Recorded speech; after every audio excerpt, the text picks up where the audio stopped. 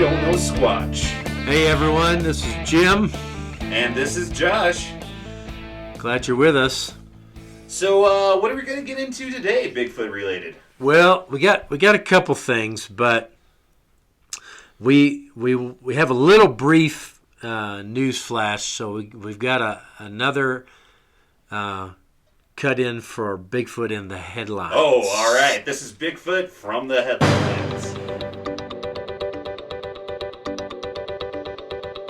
And it's funny. We were sitting here doing another episode, and all of a sudden I get a feed that pops up on my phone, and it says, Indian Army says it found Yeti footprints in the Himalayas. Now, Yeti, we've already established is the same thing. Same it's thing. Not a separate species or anything. It could be. They could have differences, but they're both large, bipedal, hairy, man-like creatures. So we're saying African lion, mountain lion. Correct. Okay. Correct. Cool. All right. And this was on Mount Makalu, which is the world's 5th highest mountain, and that mountain is located only 12 miles south of Mount Everest. So we're talking high mountains here. So you could see this story on Twitter, I'm sure. I'm not sure of the hashtag yet, but the Indian Army actually did post this to Twitter. That's where the story originated. And crazy thing, they said some of the footprints measured 32 inches by 15 inches. That is humongous. So is that larger than here in America? Oh yeah. We get, typically our footprints here are 17 to 22, 23, and maybe 7, 8 inches wide. These are twice as big almost. Almost 3 feet, right? I mean, that's a 3 foot footprint. Can you imagine how tall that would be? Yeah, I mean, good Lord. And to be, I guess you have to be that tall to, get around the Himalayas. I guess, deep snow and all, but unless they come out with a, that was a funny joke, the Indian Army were the ones who posted this. What do you think about these prints here? Are these the normal type of shape you would think you'd see? Well, your feed that you're looking at has some different tracks. Let's see here. Yeah, I'm reading the one off of the BBC. I mean, this is big news. You got it off of another news site? It was a different news feed, but 32 by 15, this one states it again. What I wish, the only thing they don't have is what people always miss, is something to show scale. How big is this footprint? And put a hiking pole or something next to it to give you some idea, but that's not there, so it's really hard to say how big they are in the picture. But there's a lot of them. There's a lot of tracks. And it says it was near their base camp, so something was walking around them at night. And I'm going to murder this name. It was... they claim that this elusive snowman was only sighted at Makalu Baran National Park in the past. So I guess they're saying the creature's expanding their living areas, their area of operation, or what have you. Could be, but this is yet another potential news story coming from a disinterested party, meaning the Indian Army doesn't have anything to gain from talking about Bigfoot footprints, Yeti footprints, right? They got everything to lose. They've already been mocked online about breaking this story. Yeah, and I imagine their chain of command is going to be a little upset with them, too. I would think so. You look like fools to some people. Bigfoot in the headlines, just a recent example of that today, actually. So are you saying this is going to be a solid story to you? Like, you think this is... it could be one of these stories that just disappears from the internet, but I'm going to follow it and see what happens, see where they take it. So we'll get an update on that. Yeah.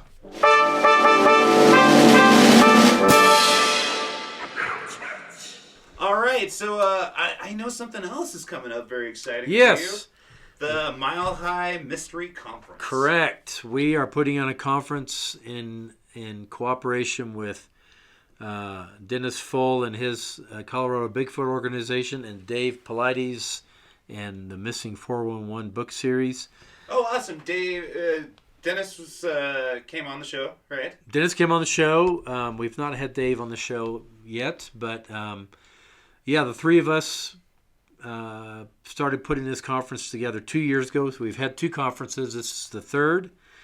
It will be September 20th to 22nd in Green Mountain Falls. You know where that is, Josh? Oh, I love that area. Do you? Actually, there is a little breakfast spot right there. I think it's called the Pantry. Well, most people have no idea where it is, even though they know the 2 towns on either side, Woodland Park and Manitou Springs. Green Mountain Falls is just this tiny little hamlet between those 2. But they have a good-sized community center that we've used last year and we're going to use this year. It's a good place for it, too. Out in the woods, you know. It feels like it's far away from stuff. Feels like really. It is, and... it's worth it just to go see this place to me. I think it's like a Norman Rockwell painting, you know. You got that lake in the middle where everything ice. Yep. And hey, I'm going to be emceeing, so, I mean, you can't lose if you come to the conference. There you go. Beautiful scenery and you emceeing. And me emceeing. So, a couple of the speakers that some of you may know, Dave Palladius will be speaking on missing people. The unique thing about this conference is we cover Bigfoot, UFOs, and missing people. And so we talk about all 3 of those over the weekend.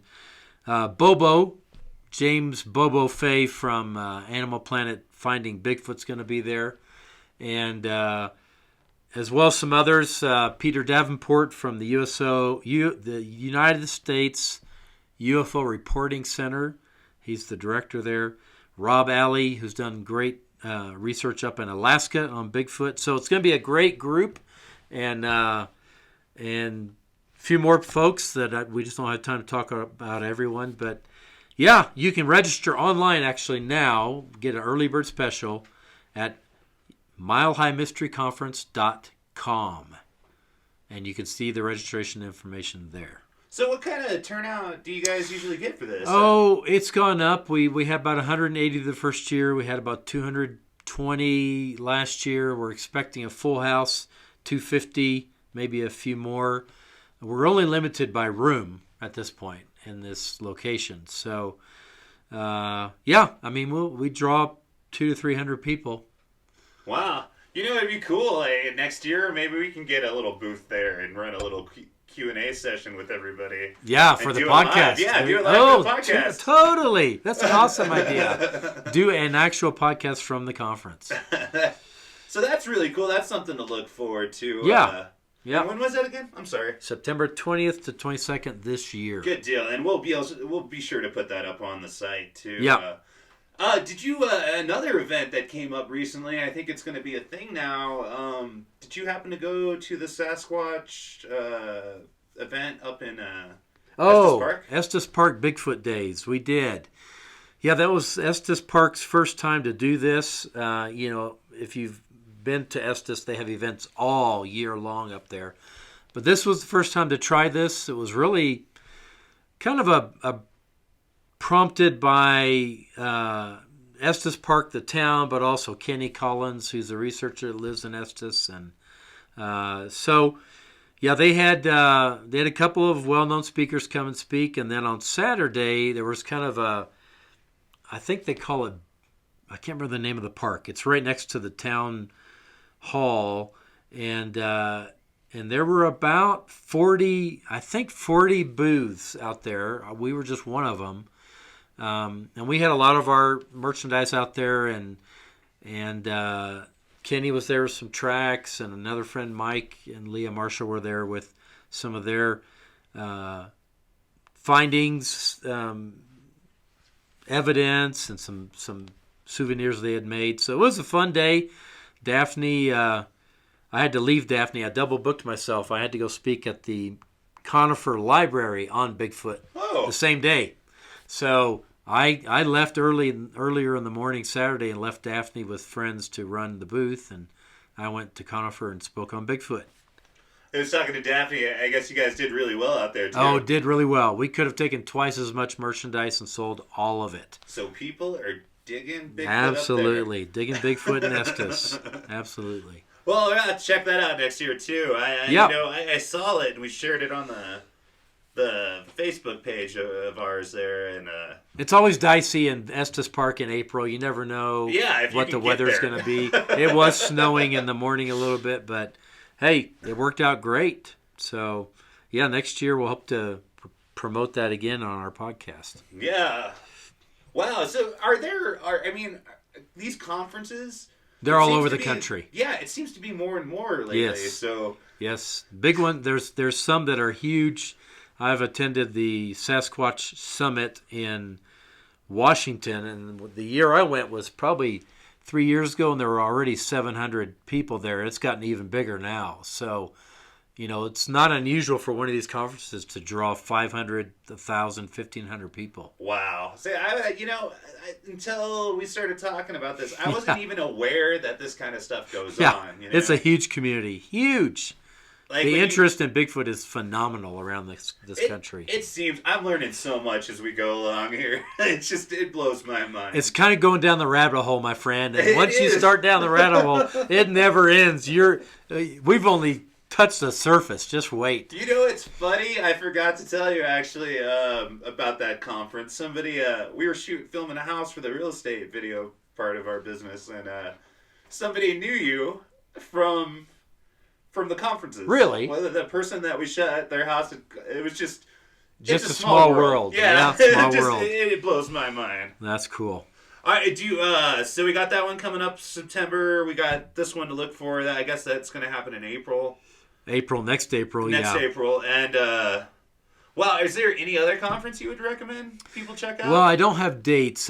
Before our next podcast, I'll get some dates. Yes, there are. There's a big one in Hanobi, Oklahoma, or Honobia. I can't remember how they pronounce it. There's going to be one in Salt Fork State Park in Ohio. There's one in Tennessee, Gatlinburg. There's the one in Washington. So there's a lot of them. I'll try and get some information, and we can just give a quick spot for each of those. Yeah, and throw it up on the website for that. Okay, right. Well, I guess, have you seen any movies lately? I have. And we have got a great edition of Squatch at the Box today.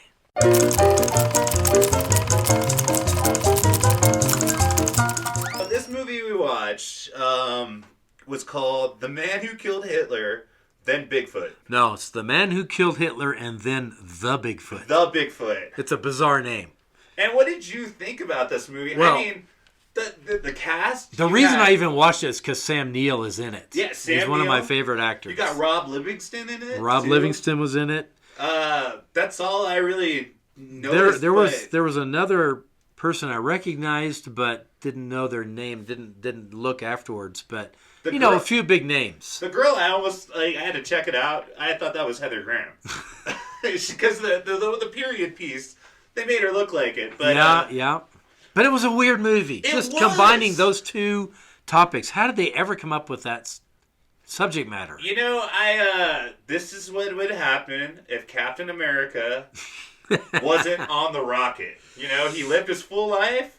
He would have killed Hitler, and then later on, apparently, he would have taken out Sasquatch. I guess, but and even the relationship between Hitler and Sasquatch, how they tied those two. Honestly, I'm watching this movie and I'm thinking, why did Sam Neill agree to this movie? And where's the story? Well, there's not really a story, and a lot of it, other than his part, a lot of it was, in my opinion, badly made. It was just not a great movie. It was. It's one of those movies that... It's a B movie, for sure. It would be, yeah. But it's one of those movies 10 years ago never would have got made. Right. Right. Now there's this need in the business to fill all these streaming networks. So you're going to see weird movies like this, but wow. I mean, I wasn't even, there wasn't a story. Well, just the first part where he was killing Bigfoot, I mean, not killing Bigfoot, killing Hitler, that was an interesting story. I kind of got into that part of the story a little bit. But as I'm watching that, I'm thinking, okay, how in the world are they going to tie that into killing Bigfoot? Because the two events happen a long time apart because, he kills Hitler, supposedly, when he's really young. And then he talks about in the movie, the plot is there were multiple Like Hitlers. body doubles. Body triples, body quadruples. Yeah. There were a bunch of Hitlers, and they were trying to say this was the real one, right? Yeah, that he killed. And they, a lot of movies do this. They take from, reported on fact, I'll call it. Yeah. Stuff that rumors that happened during the time that, there was Maybe a it was bunch the of body Hitlers. double who died in the bunker, not the real Hitler. Exactly. Right? And how do you know? If that's the case, how does Sam Neill know he killed the right Hitler? That's exactly. It should have said the man who killed a Hitler and then the Bigfoot, It was a real comic booky vibe, though. Yeah, it was. It's just like when you're reading a comic book, you start off on one story, and by the end of it, you're on another whole thing. And you look back and you think, how did they combine those stories? That doesn't make any sense. But I'm with you. I don't know how this got made. It wasn't like a bad movie. I mean, it was shot well. As a movie goes, right? Yeah, it's just that there was no story. No, no. It's nothing I'd probably recommend anybody to watch. And just to pick it apart, since that's what we're here to do. So he kills Hitler, and I don't know how. Do you remember? I don't remember. You saw it more recently than I did. How did they tie in him killing Hitler as being a guy who could kill Bigfoot? Okay, so this guy, like I was saying, this guy was basically Captain America. He speaks 30 different languages. He's like a super spy, and this, this goes into the Twilight Zone thing. In this world, it proposes that Bigfoot is carrying a disease that is going to wipe out mankind. Okay. He's like the carrier of the plague. Right. And Sam Neill's character is one of 3 people in the world that actually has a natural immunity. Oh, that's right. He has an immunity to that disease. That's why he comes in and, he's just wearing, a t-shirt and everybody else is rocking the... Right. The environmental suits or whatever. But he can't catch the Bigfoot disease. And the guy is, he's like I said, he's like 007, so he apparently has a certain skill set. And that skill set is killing Bigfoot. But yeah. We get there. It just for a movie with that in the title, you would figure Bigfoot would be a big deal about it, but then when that finally happens, it's such a small part of the movie. And when they finally show it, okay, the worst part of the movie is this Walking Dead version of Bigfoot. He's the same size as a normal person, skinny, but he's got these kind of half-decaying eyes, and I'm like, what in the heck is this? Doesn't even look like even a caricature of Bigfoot. It was just a bizarre-looking thing. It was almost like if you've seen the remake of Land of the Lost with Will Ferrell and Danny McBride. I have not. They have that missing link person. Oh, gosh. It looked exactly like that costume, just with the Walking Dead face. Just a bad Bigfoot. Poorly made. Wasn't even Bigfoot. No, he wasn't. Bigfoot was like a regular dude. It was like a hairy zombie. Who knew a little bit of karate because he got him in an arm bar and just broke Sam Neill's arm. Yeah, broke his arm. Even though he's the same size as Sam Neill, it's like, they spent all their money hiring Sam Neill, I guess, because they spent nothing on that Bigfoot. I just, by the end of the movie, I was just kind of like, huh? Yeah. What did I just watch? Yeah, and then, of course, it's a classic. This is why whenever we get done with our Bigfoot movie, people are going to have to watch it, Josh, because this one has to have Bigfoot eating the guy. No, it didn't. No, I take that back. That was another bad movie I watched. This was just... I know, we've watched a couple of them now. Yeah, no, this was just him and Sam Neill. That's right. He does attack Sam Neill. He attacks and he bites Sam Neill. He bites him, he breaks his arm, Sam Neill stabs him, shoots him in the hip. And then at the end, they're like buddies, right? Does he actually kill him? He does. He shoots him in the head. At the very end. But there's this scene where he and the Bigfoot are sitting there, and the Bigfoot's still alive, and you're kind of wondering, is he going to let him live? Are they going to go to a romantic scene right now? Sam Neill and has a relationship with I was just a weird movie. Just a weird That movie. is like the only one character trait that is resonating through the whole movie for him is that he feels bad about killing people. He does. So, and he feels bad about killing Bigfoot. I think that's because he's associated with him as a person. Well, Like, because he he's held not a his Bigfoot. It's not a Bigfoot No, it's in not. the movie.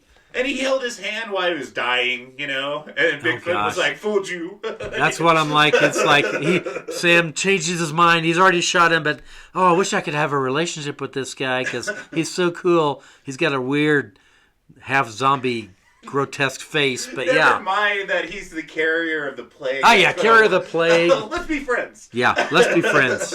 Yeah, I'm sorry I'm killing you. Yeah, bizarre movie. It bizarre was movie. a weird movie. I mean, it was something that you would probably see on the Twilight Zone, but I feel like even the Twilight Zone would be more creative. Oh, yeah. Oh, it reminded me of a movie I saw. Let's see, when was it? I'm trying to remember the title of the movie. It was a bizarre. I just came in my head and left. Oh, I hate it when that happens. But it was just from beginning to end. It was disjointed. How do you get these two topics together? 3, because you also had that love story going on, like Right. where he was thinking about that Heather Graham looking Right, lady. and that never happens. Never fully get together. Yeah, but it's this. And what does that have to do with Hitler or Bigfoot? Nothing. No, really, it doesn't. It has nothing. I mean, the Hitler thing you could tie in because he was going to propose to her. He left a war. I remember the movie. Jimmy Stewart made this movie late in life called Green Horizons. I've never seen The worst movie. Maybe that's why I've never seen where it. he's in Africa and they're, why is he in Africa? What's he doing? And there was a couple of scenes that were hilarious because I grew up in Africa and I still speak some Swahili. So this guy is talking to Jimmy Stewart in Swahili. And Jimmy Stewart's sitting there going, yeah. Like he's understanding everything this guy's saying. Great impression, by the way. And thank you very much. And, of course, he understands nothing. And it's clear in the movie he understands nothing this guy's saying. But I thought, yeah, Jimmy must have just been hard up for movies that he could still do physically. And Green Horizons, if you want to watch a terrible movie with a wonderful old Jimmy Stewart, go rent. If you can even find it. My brother found it at Blockbuster back when Blockbuster was real and still existed. And I remember he brought it home. He's like, hey, it's a Jimmy Stewart movie, Green Horizons. Yeah, we've never seen it. We start watching it, and we're all kind of looking at him across the room like, really? Seriously, you got this movie? I mean, we got to go rent something else while we still have an evening to watch something. It's just, it was bad. So that's how killing Hitler and then the Bigfoot struck me. I don't, and it's a recent movie too. It is. It's an old weird movie from the '80s that. No, It's one of Sam Neill's. It's going to go down in Sam Neill's career as a really bad decision. That and The Ranch. I don't think I've ever seen The Ranch. I'll have to not see that one now. It's not that bad. It's just they go a little too far with the Colorado stereotype. Oh. The Ranch, okay. Because he's a great Western actor. I love him. I love him as of course. I love him as a Western actor, but maybe they thought he could be the Western guy when he's going out to kill Bigfoot. I don't know, but probably my favorite role of Sam Neill's was Justified. He plays a villain. Yes, he plays a villain. He's a great villain. And he's so cool, He is so cool. And he's got the most incredible voice for movies. I mean, just this really deep voice. Yeah, I mean, in Amarillo, like Hank the Cowdog was a big thing. Like growing up, they wrote it about the area. That guy, I listen to the audiobooks. He would be the perfect Hank. Yeah, I think that would be so funny. He's got a great narrating voice, a great movie voice, but in Justified, for some reason, his voice just adds to his evilness as a character. It's really cool. Yeah. Because he really looks like he doesn't care. Yeah. About anything that's going on. Just his stuff. It's just hard to get somebody in a role that you're used to seeing as a good guy or whatever in a villain role. Yeah. Because there's some people who just play villains only, ever.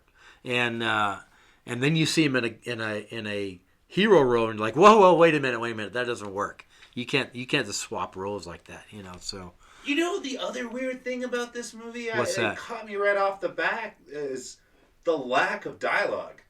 that's true. There is That's these true. long scenes that Because when he's killing Hitler, it's just him by himself. Yeah. On his way there, he's not talking to anybody. The guy that's checking him out, that's all suspicious Yeah, of him checking, he doesn't even say anything. No, they just put stuff on the table. The guy's sitting there behind a desk playing the evil Nazi, whatever his rank was, and he's just putting all this stuff on the desk, and it's like I'm watching, I'm thinking, why don't they say anything? What is it? Are these all mute Nazis? I mean, it was really weird. It was weird.